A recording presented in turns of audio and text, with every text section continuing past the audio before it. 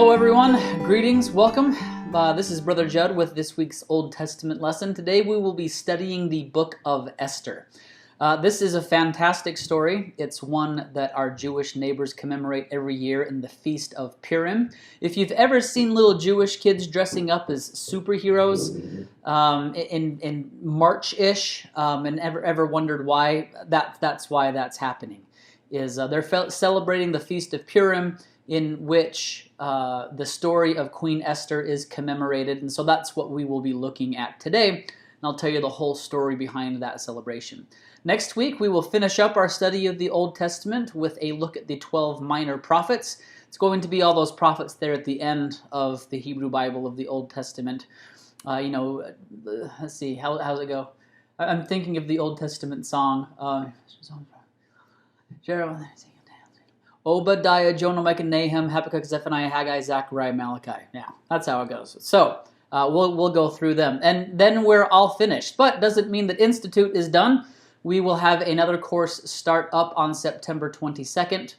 You can look at brojudd.com for information about that course, and also institutemidwest.org is where we will have a lot of information posted as well. So when it comes time for that new class, make sure to check out either of those sites. So going over to the story of Queen Esther, the story actually begins with another strong woman who is the queen of Persia. So the whole Esther story takes place in Persia.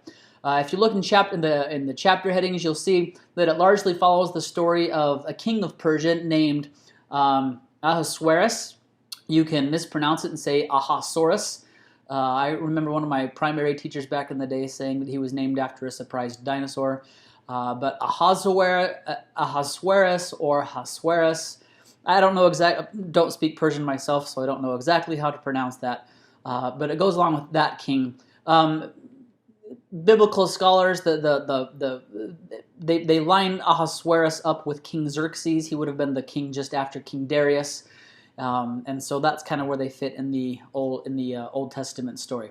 So the Jews have been taken captive. They have been dispersed throughout what was the Babylonian Empire. Babylonians get taken over by the Persians. And so this is the story about diaspora Jews, what happens to Jews after they have been spread, taken away from the Holy Land.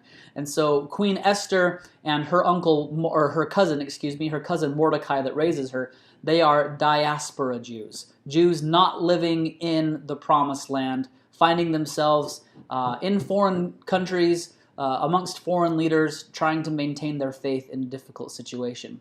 So the story begins, as I mentioned, with Queen Vashti, who there is a feast that the king puts on, and Ahasuerus, he might be the biggest drunkard in the Bible. The guy seems to always be throwing parties, and he's always getting drunk. He's always misbehaving. And so he calls for Queen Vashti to come present herself so that everyone can see how beautiful she is. And she says, no, I'm not coming. Esther chapter 1 verse 12 records, but the Queen Vashti refused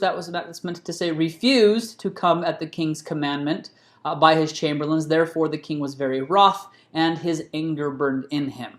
Well, perhaps we're thinking, well, why didn't she just go to the feast where everybody else was? Isn't that kind of the expectation? It could have just been that she was kind of tired of putting up with his, hey, you have to come whenever I say, which was the culture of the day. Doesn't make it right, of course. It could have been more than that she just make an appearance. He could have wanted to parade her with little to no clothing on in front of all of his friends as kind of a trophy of his, to which, of course, she would have been like, no, I'm not doing that. So there's probably more going on behind the scenes than just he wants her to come, she says no. And so he asks his advisors, well, what should we do with this woman? And they say, well, hey, if she is able to refuse you, then all of the women in Persia, in the various provinces that you govern, they will not be obedient to their husbands, so we need to make an example of her. So fortunately, she's not killed, but she is deposed. Her estates are taken from her. She's kicked out of the court, and she is no longer the queen. So with that comes the need to find a new queen, and so a notice goes out all throughout the Persian Empire bring the young women together so that King Ahasuerus can pick a new queen for him. And eventually Esther, she is a Jewess, again having been raised by her cousin Mordecai. She's an orphan, but Mordecai raises her. And she takes part in this national beauty contest of sorts. And King Ahasuerus picks her. Chapter 2, verses 15 and 16. And Esther obtained favor in the sight of all them that looked upon her. So Esther was taken unto King Ahasuerus into his house royal. And so she does this, but Mordecai, he has a plan. He says, don't let them know that you are a Jew. Just kind of blend in with everybody else. And that might take some of us aback and be like, hold on, what about Romans? I am not ashamed of the gospel of Christ. Aren't we supposed to always stick up for what we believe in? And aren't we always supposed to wear our faith on our sleeves? Well, that's something we can definitely talk about on Tuesday night or Wednesday if you can join our discussion. At what times is it right to lead with our faith affiliations? Is it ever right to not lead with those things? To first build relationships where people perhaps come to know our character before they associate us with a particular faith or denomination or worldview. In my line of work, working for the church, oftentimes, people would ask, well, what do you do? And I say, oh, well, I'm a teacher for the Church of Jesus Christ of Latter-day Saints. And then they would say, oh, I haven't heard of that church. And I'd say, oh, well, the Mormons. And they're like, oh, yeah. And then they assume that they kind of know everything there is to know about Mormons. But with President Nelson's invitation to not be so quick to use that term Mormon, but to keep using the correct name of the church, I'll say, yeah, I'm a teacher for the Church of Jesus Christ of Latter-day Saints. And they say, oh, I've never heard about that church. And I'll say, well, instead of just using that term Mormon to kind of carpet over a longer discussion, I'll say, oh, well, we're another Christian denomination. We believe the Bible to be the Word of God. We also believe that God continues to speak to His children through living prophets. And we have a prophet today. And I'm so grateful that we do, because heaven knows we need some direction in a time like this. Oh, really? Prophet? Well, yeah, I guess that makes sense. I can just bear personal testimony of the utility and divinity of President Nelson's admonition to try and use the entire name of the church whenever possible. I've had a lot of really good discussions that I don't think I otherwise would have had I just kind of led with, oh, well, this is who I am and this is what I am. And then people assume they know everything about me and what I believe, and they don't ask any follow-up questions because they think they've already got it figured out. So anyway, I think there's some real use there for using the full name of the church. But with Esther, she does not let her heritage be known, and this will serve her well coming down the road. Now, elsewhere, there is a man named Haman who is King Ahasuerus' right-hand guy. He is, he's risen up in court. He has a lot of power, and Ahasuerus, he hates the Jews. Haman, he hates the Jews. King Ahasuerus, I think he's actually kind of doesn't care too much, but Haman, he is a descendant of one of the king of the, who is it? I'm going to have to look this up real quick. Haman is a descendant of, who is Haman a descendant of? I looked this one up before, but now it's escaping me. Oh, shoot. So it's in chapter 3. Haman is a descendant of,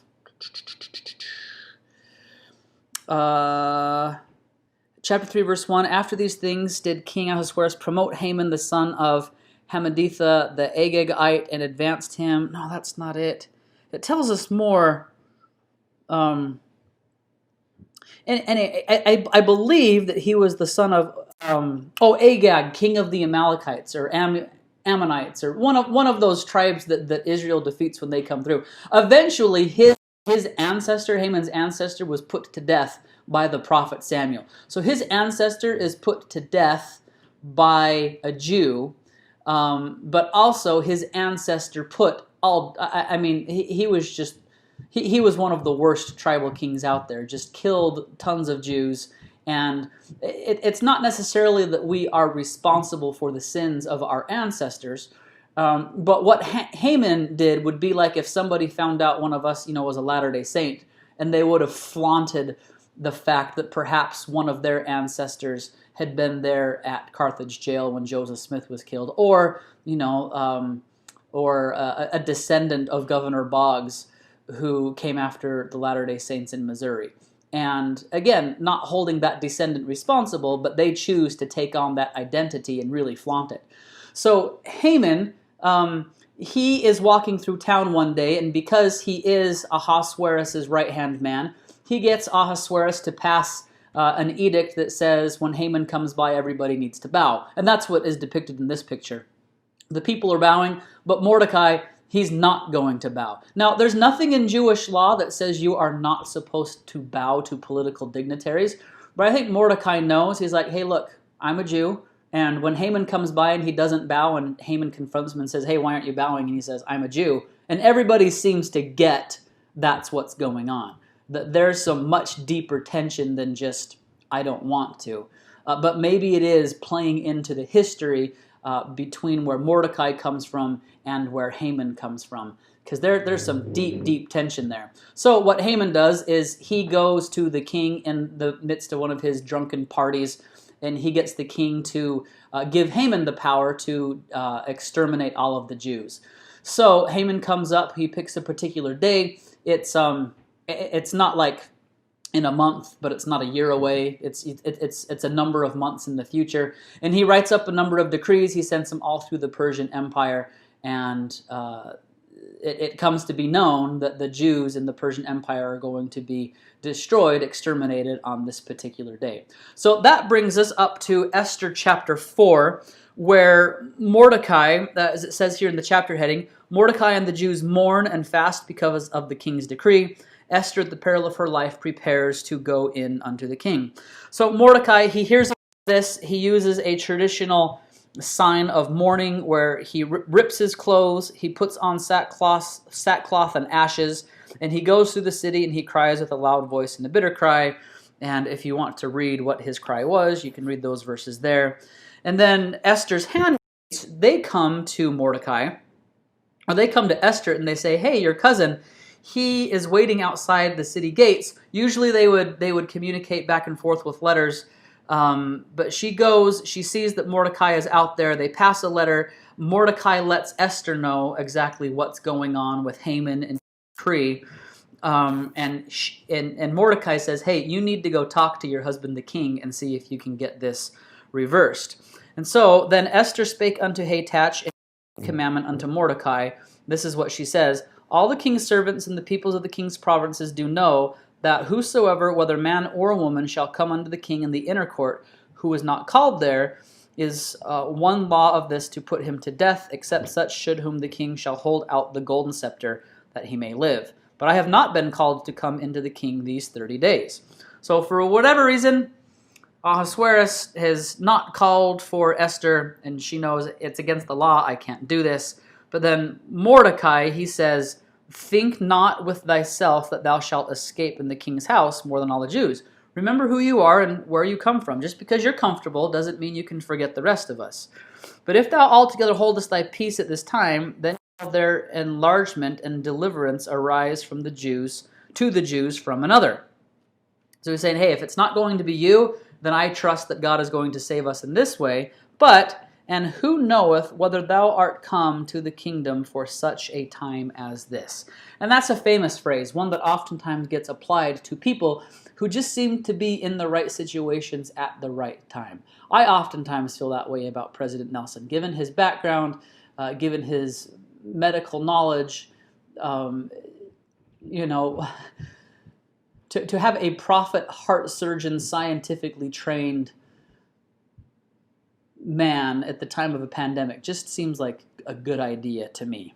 But I'm sure you know, as you're watching this, hopefully you have moments come to your mind where the Lord provided you with certain experiences, and you were the one to come forth in the kingdom for such a time as this.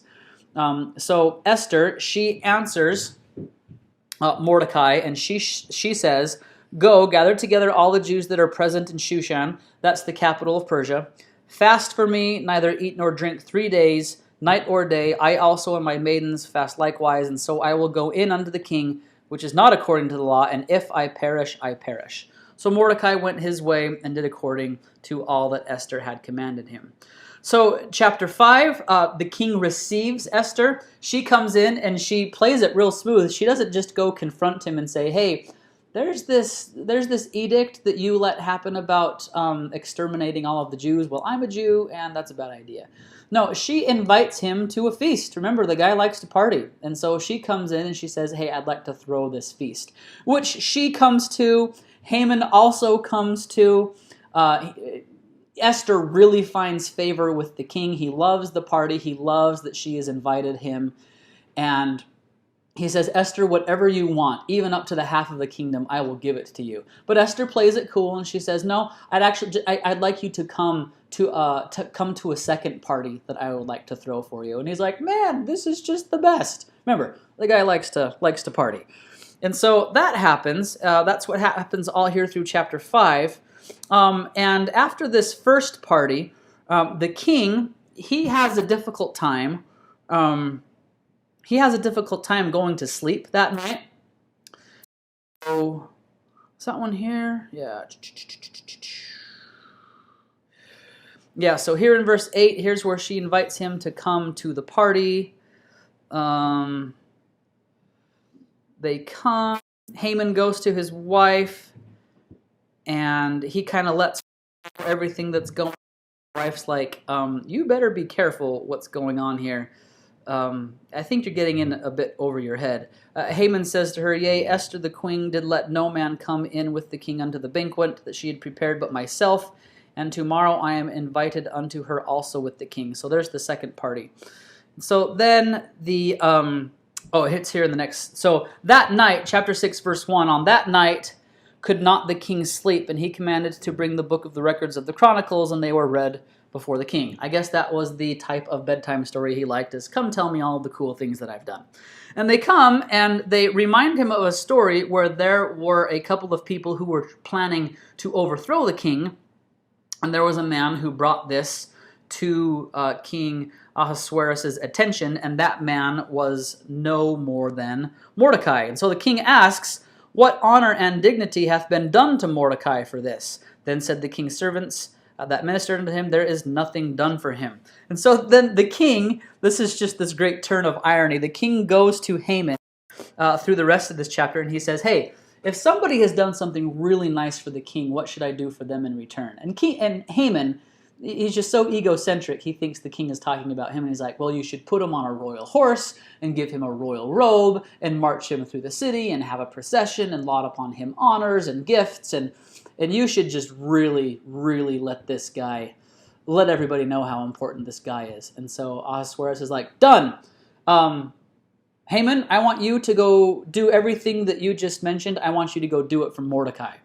And so Haman's like, oh my goodness. This is the guy I'm trying to get rid of. And now I have to go kind of be his... I don't know, the only thing that's coming to mind is like the blue genie for Aladdin. Like he's got to make this guy look like a prince and just take him all over the city and let everybody see how cool he is. Doesn't quite work out that way. Jump up through the rest of the story. What happens is they come to the second party. Esther, she comes to the king and she lets the king know, all about Haman and his plot to destroy the Jews. And there were some 75-foot gallows that Haman had erected outside of the palace to hang Mordecai on. And as soon as Ahasuerus knows everything that Haman has been involved in his plot to destroy the Jews and also some other things that would destabilize the king's power, then the king says, no, we're not going to hang Mordecai, we're going to hang you. So Haman gets hung on his own gallows. And that's really the story where this all happens. Esther remains the queen to Ahasuerus. Chapter 8, Mordecai, he gets honored, and he becomes second only to the king in the country. And so, again, we finish up the story with, apologies, shouldn't have done that, we finish up the story with Esther and Mordecai. Yes, perhaps maybe at the front end they weren't as forthright about who they were and what their convictions were, but they're able to establish a relationship with some very important people. And then when the going gets tough, they sure show up and they make the sacrifices that are necessary, which fortunately have the intended effect, and they are able to preserve the Jews' lives. Now, if you were reading through the rest of this story, you see over in chapter 9 it talks about how the Jews are slaying their enemies. So the king can't lose face in letting one edict go out in his name and then say, just actually, nope, well, I'm going to bring that one back. So he can't rescind the order, but instead what he does is he proclaims another order saying, the Jews are allowed to arm themselves, and not only are they going to be armed, but my soldiers are going to protect them. So if anybody comes after the Jews, they've got a fight on their hands. And that's indeed what happens, and they're able to be preserved, and everything works out just fine. And so this is one of those kind of more fairy tale-ish stories. At the end of all of this, Mordecai, he institutes that feast of Purim, wherein to see the hand of God in how he can preserve his people. And as mentioned, celebrating kind of the superhero status of Queen Esther, the little Jewish kids at this festival, they will dress up as superheroes. And it really is. We have some of these Old Testament figures really do resemble the superheroes that we watch in movies or read about in books. But here we have figures who are really doing these things. I'm so grateful for the courage and strength of Esther, both to speak when she needs to, but also the restraint. I mean, this is an incredible story with regards to living one's religion in public life. There's a current in society today where people are happy for you to live your religion as long as it's something that is done privately. If you've been with me in Institute for a while, you've heard that I'm a big fan of saying, look, everybody has a religion.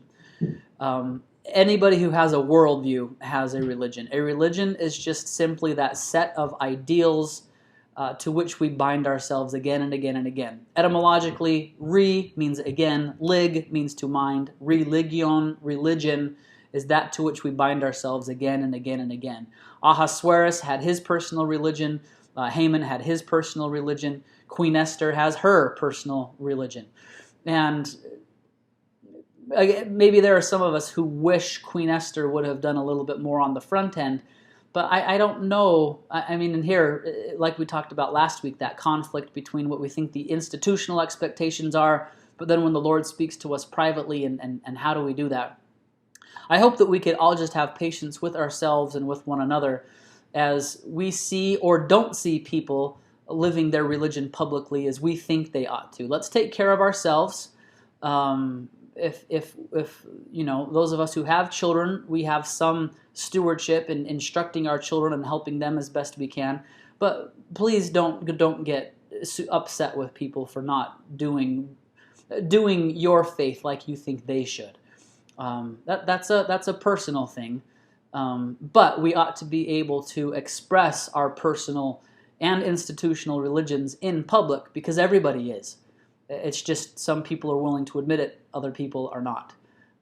So I'm grateful that we have stories like this that give us good examples of religion in public life. And I share this in the name of Jesus Christ.